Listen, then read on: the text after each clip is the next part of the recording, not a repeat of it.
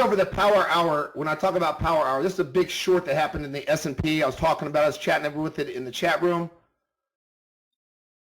One of our favorite setups in the trade room is this, what's called these zones have been back tested with an artificial intelligence program over the last 30 years.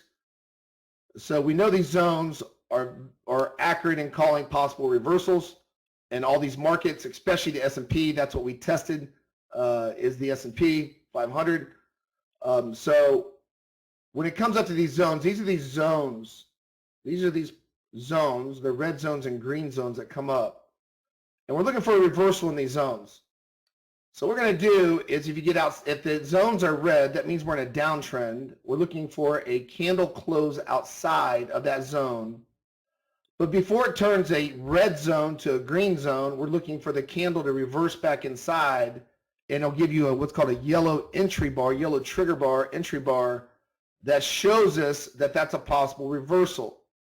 An arrow will pop above the bar, an alarm will go off on your computers with the new software, and it lets you know that's a possible reversal. Well, I go over what's called power hour.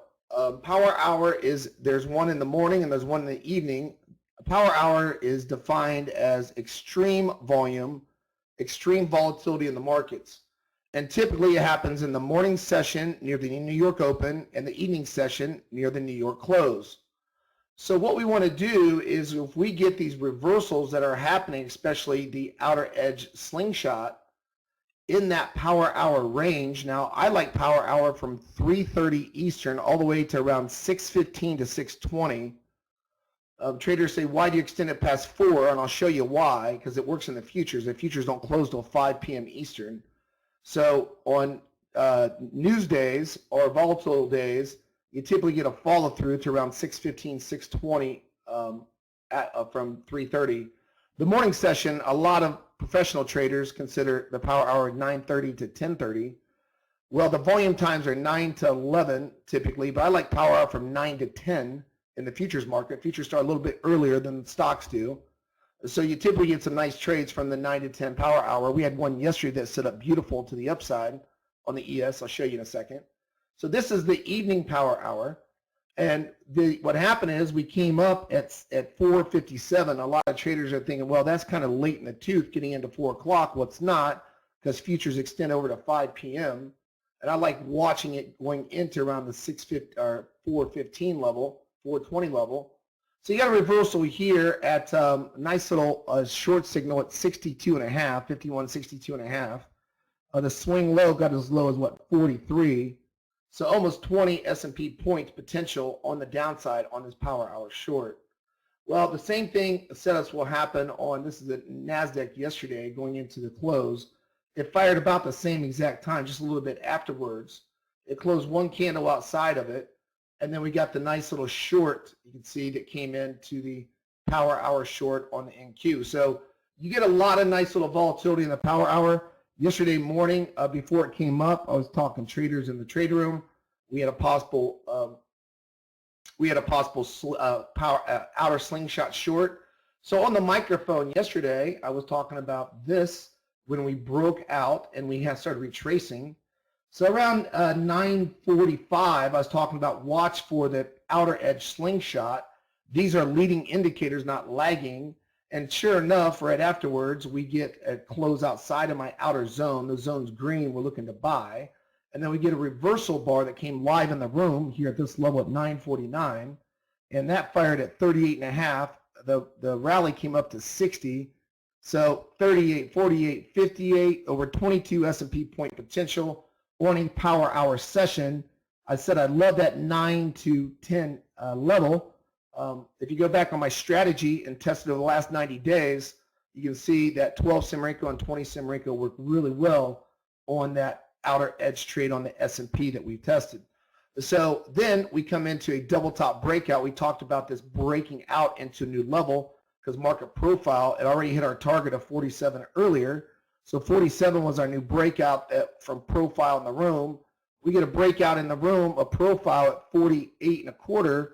And it gets as high as 60 for a 12-point S&P run from our breakout. But before that, let's get into the breakout level. So we have high value and low value areas of the market profile.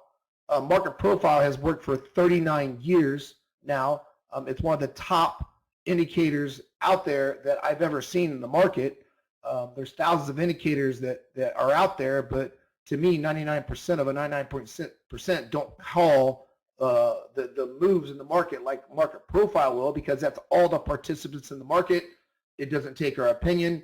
It's not my opinion where the market's going. It's actually market structure.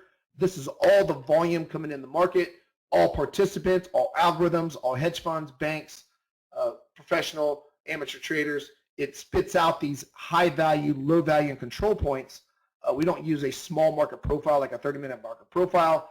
We like to use hour, 2 hour, 3 hour, 4 hour profiles that spits out this average of high value area where the breakout is.